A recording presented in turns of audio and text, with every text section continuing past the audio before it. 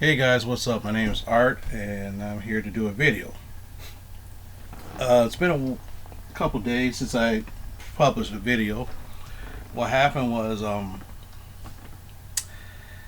did a video, and then what happened is I waited like a day or two before I published it.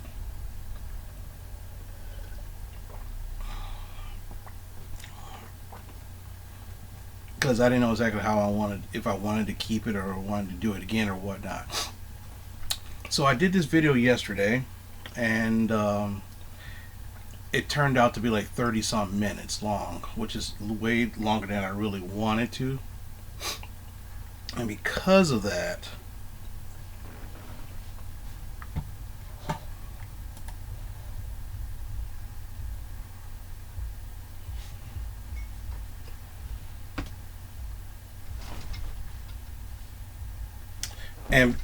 and because of that, I decided to do this video again.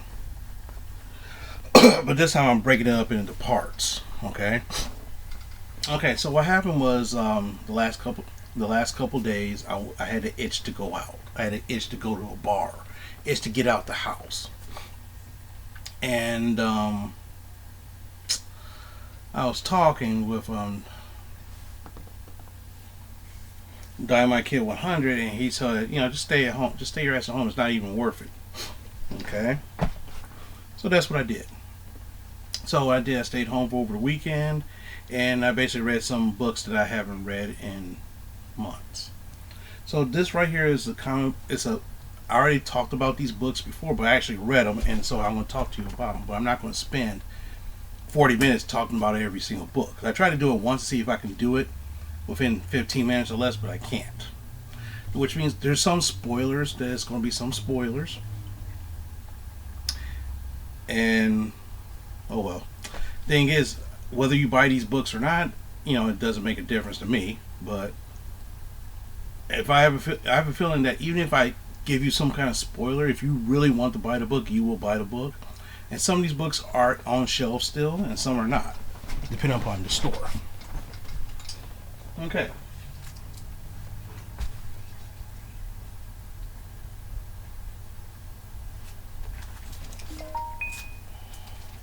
First book I want to talk about is The Joker 80th Anniversary.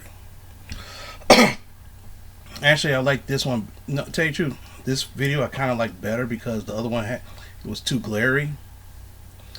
This is 80. This is 100 pages. It was $10. Now, what happens? There was a couple short stories. It's made up a whole bunch of short stories. One of the best short stories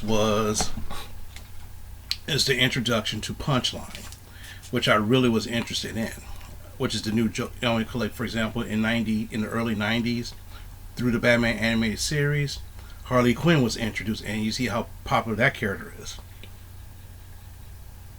even though the movie bombed.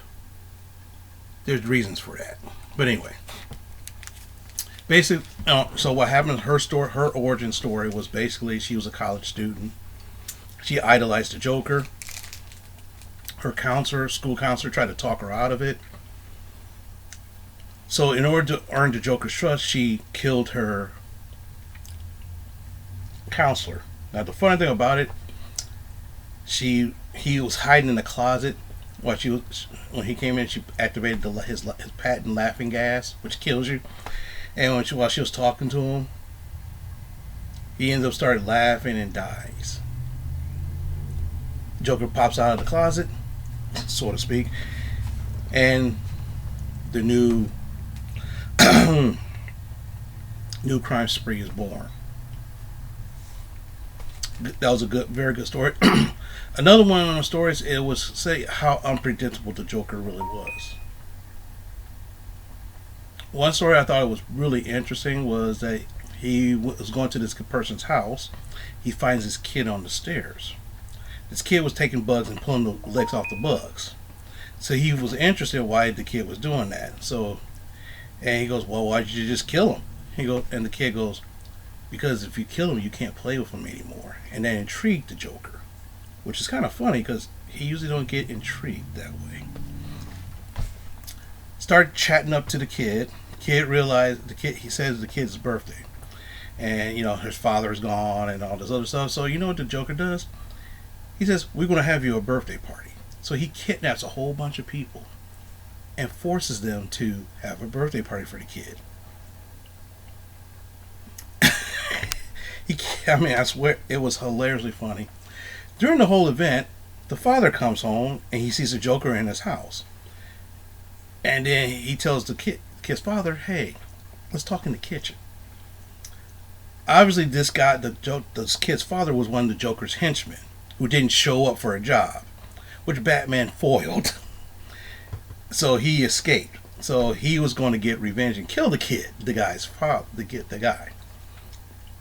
And what happens? He spared the father's life.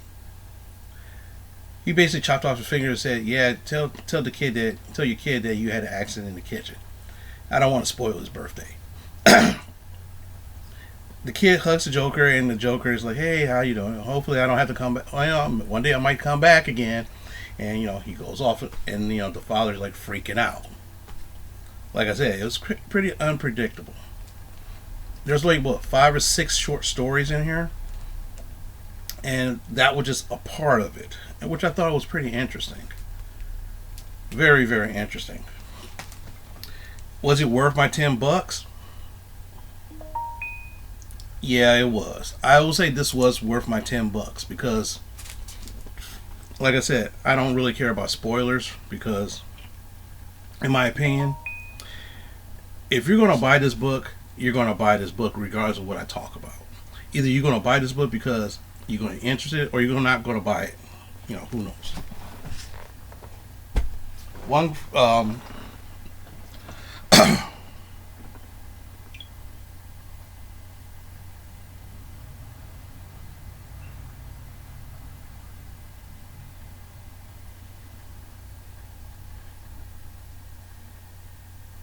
oh,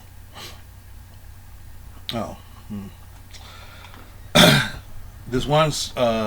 This one channel called Comics with Your Boy Zach. What happens? He'll take a book. He does like about 4 or 5 videos a day on average. Because what happens is sometimes he'll talk about random stuff with comic books. But what happens a lot of times he'll buy the book, he'll read the book, and then he'll film the book. Whether or not he'll tell you he'll if you think of me giving spoilers is bad, he will tell you the whole story.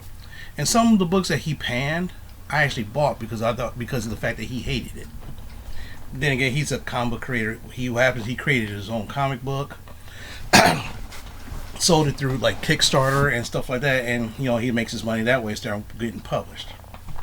But anyway, the second book I want to talk about is the Savage Dragon 250th issue, created by Erik Larsen, who was one of the original Marvel artists who left Marvel in the early 90s to form Image Comics. Erik Larsen, his claim to fame was Spider-Man. And I did love his Spider-Man because after a while he was writing and drawing Spider-Man, and he put it in a more comedic spot. He had lots of action, but lots of comedy with it. The Savage Dragon's been around for like I said, in the early to mid 90s. I used to read this constantly because it was so funny. He takes this character Savage Dragon. He gets in a fight. Half the time his clothes get ripped off, turned to shreds, and so he's naked half the damn time, which is also funny because you talk about nudity, but this guy runs around naked and nobody says anything. But if a girl does it, oh, shit breaks loose. But anyway, this is a collection of short stories, which I guess, like I said, I haven't read this in years. I guess he had a son, and now the son is the new Savage Dragon, and he's married and with kids and stuff like that. And so I guess part of his adventures, one of the main short stories in here, and it's a running gag. It's a running gag.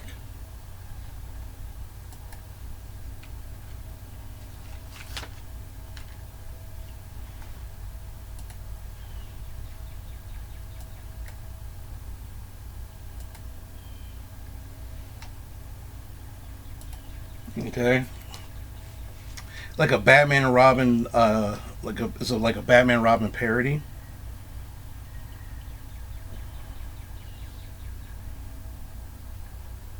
His name is Killcat, and his sidekick is called, oh shit, Kid Avenger. There it is. Killcat looks like a Batman style character.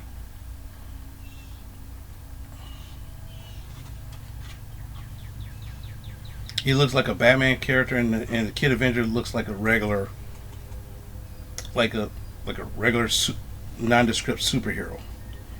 Now the running gag is that, like, here's a panel. This is Killcat, who kind of looks like a Batman style character. So what happened is that a female villain robs a bank. Another hero tries to stop that female villain. In the midst of that, he breaks into their combat and tries to fight the hero, trying to save the damsel in distress. The woman realizes that this guy's a fucking idiot, takes the cash from the bank or whatever, runs away, runs to the Kid Avenger, and Kid Avenger actually takes her down. And he goes, yes. And then he takes the glory, saying, yes, it's me and my friend, my sidekick, the deadly duel. Which the Kid Avenger was actually the actual real hero, and Killcat is like trying to take up the slack. It's a running gag that he had for years and years and years. But other than that, it's pretty interesting book. It was. The Savage Dragon had some controversy way back in the day. What happened was because of the fact that he did a storyline where it was God versus the devil. He actually drew a person that looks like his version of God and his person that looks like the devil fighting. And God basically kicks the devil in the nads, playing dirty. And it was like, what the hell? And what happened was the controversial thing. I know I had it originally, and it got destroyed in the flood. But the panel that was controversial, it shows him in a close up with a finger like this. It says, "Don't fuck with God." And he got a lot of controversial heat back in the '90s for that. But but the fun thing is, it's still going. He doesn't publish it very often. He doesn't publish a book like constantly. Otherwise, he would have been up at like issue 300, like his Spawn, like Tom McFarlane's Spawn. But other than that, those are the two books I wanted to talk about in this video. Wait till the next video where I talk about some more books, okay? Talk to you later. If you like what I'm doing, give me a thumbs up. If you don't like it, give me a thumbs down. If you think these books suck, say, hey, Art, these books fucking suck. I wasted my $10. Sorry. Stuff like this happens. You might read it and say, hey, man, this is actually pretty cool. Now, mind you, the Joker has like many different variant issues, variant comics. So that was the one I liked the most. But anyway, talk to you guys later, and I hope you have a great day.